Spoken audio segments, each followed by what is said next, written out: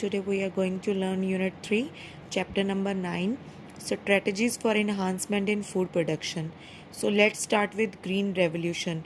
Green Revolution, mainly the M.S. Swaminathan and Dr. Borlaug introduced Mexican varieties of wheat in India for the very first time, and the Green Revolution mainly depend upon plant breeding techniques for the production of disease resistant varieties in wheat, rice and maize, and also for the high yield of crops.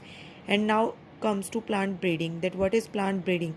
The purposeful manipulation of plant species in order to create desired plant types that are better suited for cultivation, give better yield, and are disease resistant. Plant breeding is basically a technique in which the genes of a plant species are manipulated according to the breeder, that which desired characters he or she may want in their new crop.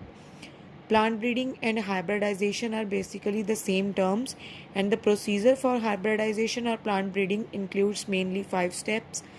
First is selection of parents with desired characters. The first step is very crucial, or we can say that very important step in the plant breeding technique. In this step, we select 2 parents with desirable traits which are required in the new crop variety are firstly selected.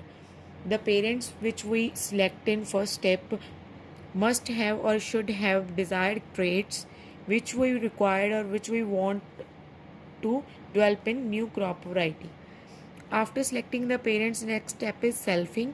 In selfing, both the parents are self-pollinated for several generations to reach the state of homozygosity. Homozygosity means when we repeating the same process of self-pollination, one time the characters will not segregate in the progeny. So next step is emasculation. Emasculation is basically the removal of anther. Anther means male part of a flower. Anther from a bisexual flower before the anthers mature. Before the anther mature, we remove the anther from the bisexual flower without hurting or without damaging the female part. This prevents self-pollination in the flowers. After emasculation, the next step is bagging. In bagging, the emasculated flowers are immediately covered with muslin cloth or polythene bags in which the proper aeration is required. The process is called bagging, and it prevents unwanted pollen to come in contact with emasculated flowers. This process prevents the contamination from foreign pollen grains.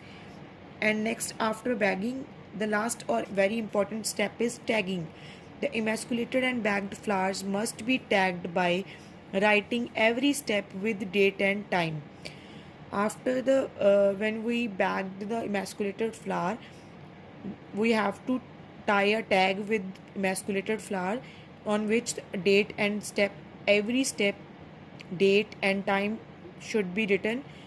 The bagging and pollination is incomplete without tagging. Until you tag the emasculated flower, your process or your steps for plant breedings are incomplete. And with this, a whole topic, plant breeding and a procedure of hybridization or plant breeding, is completed. Thank you.